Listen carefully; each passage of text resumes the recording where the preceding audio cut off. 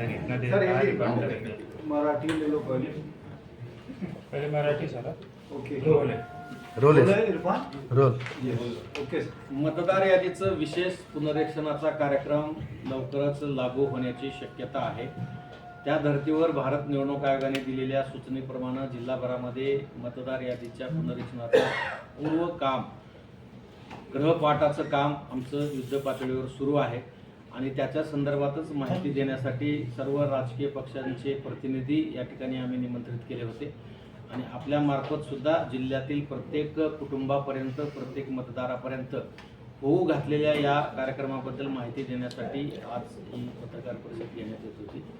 आणखी भारत निवडणूक आयोगाकडून सखोल असा कार्यक्रम जाहीर झालेला नाही आहे, परंतु तो संभाव्य आहे आणि तो लवकरच घोषित होणार आहे.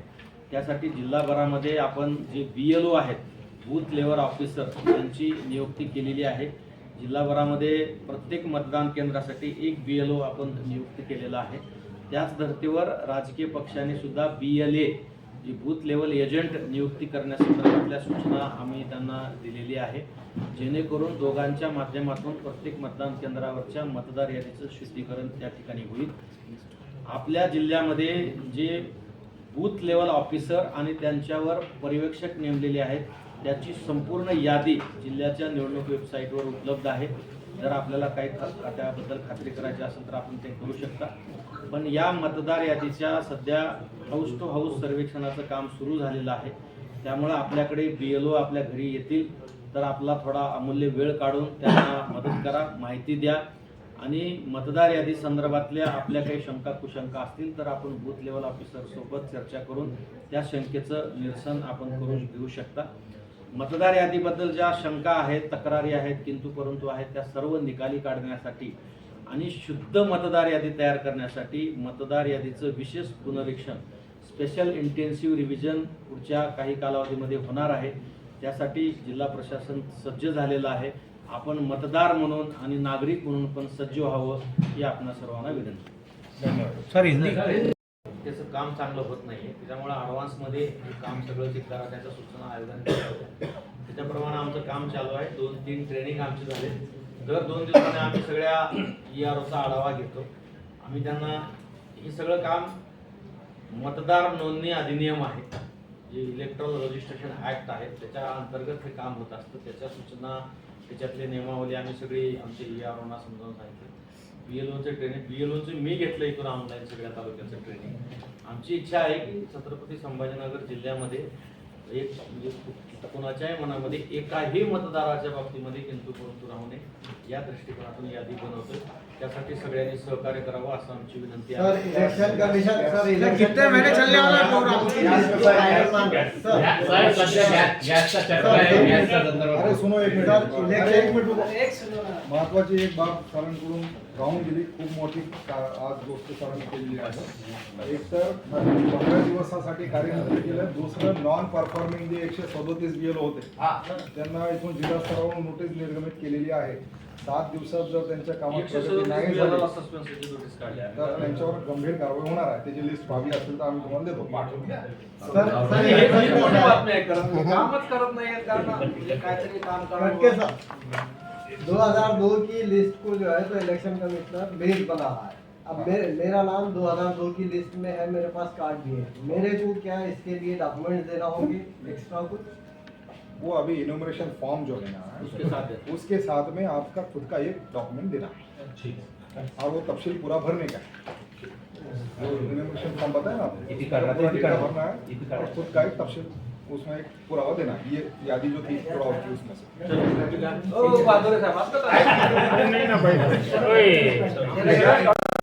ईशाच्या पोर्टलवर सर्व माहिती आहे, ते डाउनलोड करा आणि त्या ऑथेंटिक माहितीवर विश्वास ठेवा. कुठल्याही अफवावर कोणाचे नाव वगळणार आहेत, कोणाचे ॲड होणार आहेत असं काही होणार नाही. प्रत्येक घरी प्रत्येक मतदारापर्यंत आमचा माणूस जाणार आहे आणि ऑथेंटिकच माहिती त्याच्यामध्ये ॲड केली जाते. हां, ते BLOचा आलाच माहिती नाही. BLOच्या ड्युट्या लावल्या होत्या, त्याचं काम होत नव्हतं. आपलं काम फार सध्या आम्ही 50%च काम झालेलं आहे.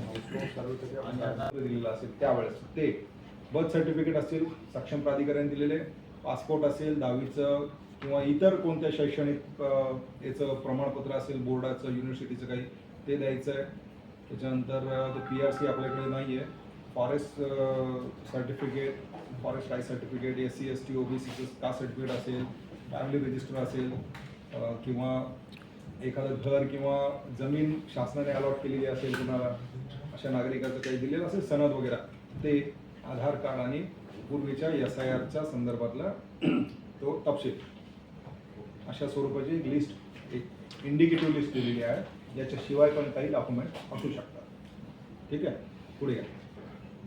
आणि एक टेंटेटिव्ह अशा प्रकारचा एक प्रोग्राम होता, मागे घ्या पण हा अशा स्वरूपाचा एक 3 महिन्याचा तो प्रोग्राम होता. अशा स्वरूपाचा प्रोग्राम आपल्या वेळेस सुद्धा घोषित होऊ शकतो. म्हणजे अगदी बघांचं नाव नव्हतं, आजी आजोबांचं होतं, तर त्यांच्याशी मॅपिंग करायचं. ही पण त्याच्यामध्ये सेकंड कॅटेगरी.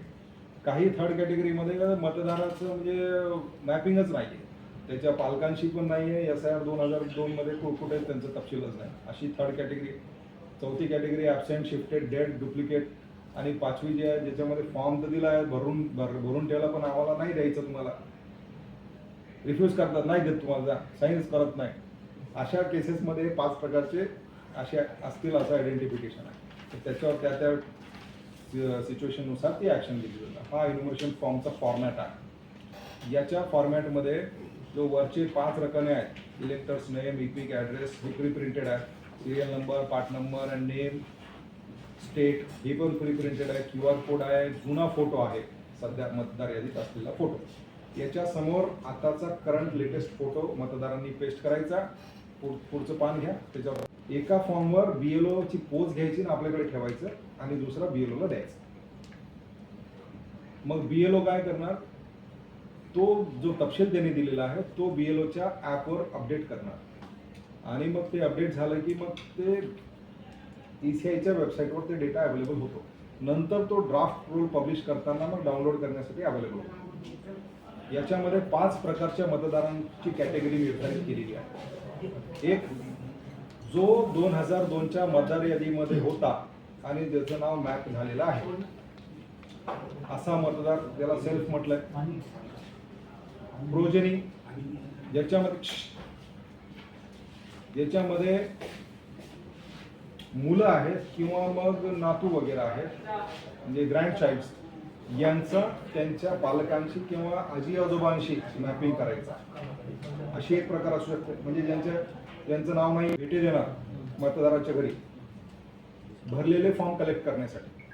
आता एखादा मतदार नसेल, घर बंद असेल, तर तो खालून दरवाजाच्या खालून ते इन्फॉर्मेशन फॉर्म टाकून देईल आणि 3दा भेट देईल, आणि बाहेर ते दरवाजाच्या बाहेर पेस्ट करेल की मी कधी कधी भेट देणार आहे, त्या तारखा कोणकोणत्या असणार आहेत, त्या तारखेला असं 3दा तो भेट देईल आणि त्याचे फॉर्म भरलेले कलेक्ट करेल. हे फक्त BLOनेच करावं असं नाही, तर याच्यासाठी BLA सुद्धा मदत करू शकतात. कारण काही लोक कामगार असतील, मजूर असतील, ते कामाच्या निमित्ताने सकाळी लवकर जात असतील, उशिरा येत असतील. BLO हा काही लवकर जाऊन बसणार नाही किंवा रात्री पण जाणार नाही, तर त्याच्या वर्किंग अवर्समध्ये BLO गेला सापडला नाही तर त्याचं नाव राहू नये म्हणून BLAने सुद्धा मदत करायची तजवीज आहे. मग हे जे फॉर्म्स आहेत, आता एखाद्या माणसाच्या कुटुंबातल्या एका प्रमुखाला जरी फॉर्म मिळाले, त्यांनी जरी सगळ्यांचे तपशील भरून दिले, तरी ते फॉर्म स्वीकारायचे आहेत. इलेक्टर्स यांनी महिन्याचा कालावधी निर्धारित केला जाईल आपल्यासाठी, त्यासाठी. आणि काय करायचं आहे, आता समजा माझं नाव 2002च्या यादीत होतं, सगळ्यांचंच असेल असं नाही, काही छोटी पण आहेत माणसं आहेत, मुलं, त्यांचं नाव नव्हतं, तर माझं असेल तर माझं 2002 मध्ये कोणत्या मतदार यादीत होतं त्याच्याशी मला मॅप करायचं. मी कोणता मतदारसंघ, कोणता यादी भाग, कोणता सिरियल नंबर, ते मॅप करायचं BLOच्या ॲपवर. कारण BLOला हा पूर्ण देशातला डेटा जो आहे तो अवेलेबल आहे, पूर्ण देशातल्या डेटाबेसची ॲक्सेसिबिलिटी त्याला आहे.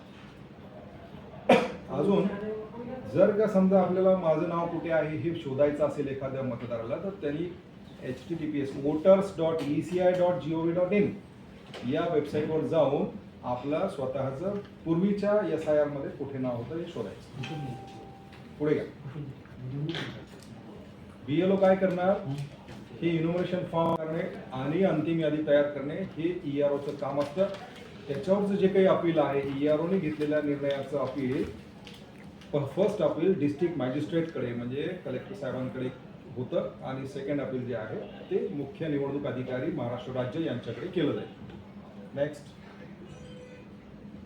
आता या SIR मध्ये काय केलं जाणार आहे तर इन्युमरेशन फॉर्म ज्याच्यावर pre printed unique number QR code आहे अशा स्वरूपाचे प्रत्येक मतदाराचे इन्युमरेशन फॉर्म प्रिंट केले जाणार आमच्याकडून.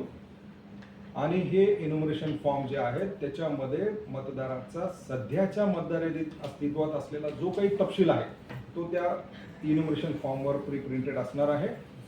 हे इन्युमरेशन फॉर्म 2 प्रतीमध्ये BLO मतदारांना वाटप करतील इन्युमरेशन फेजमध्ये आणि त्यांच्याकडून ते भरलेला इन्युमरेशन फॉर्म कलेक्टरच्या क्वालिटीवर प्रश्नचिन्ह उपस्थित केलेला होता.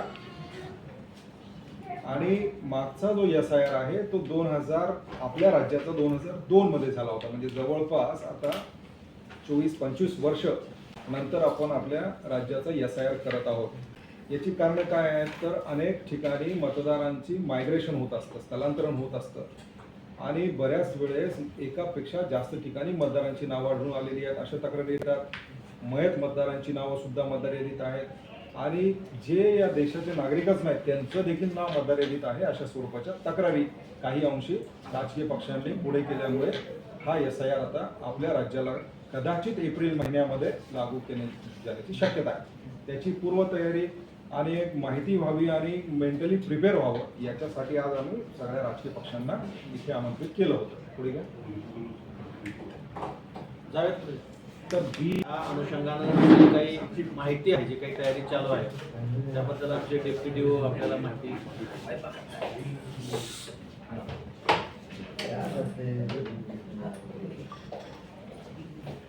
त्यांना मी समोर ते स्लाइड ओपन कर जरा दोघे SIR वाली आपलं डिटेल होते. 4-5 स्लाइड आहेत त्याच्यामध्ये स्पेशल इंटेन्सिव्ह रिव्हिजन मध्ये काय काय होणार आहे काय त्याच्याबद्दलची आता मागच्या वर्षी आणि या चालू वर्षामध्ये आपल्या देशामध्ये 2 फेजमध्ये SIRचं काम झालेलं आहे आणि 3rd फेजमध्ये कदाचित आपल्या राज्याचा नंबर लागू शकतो. आता पुढे घे पुढे घे पुढे घे पुढे हे राहू द्या ना मतदार यादी.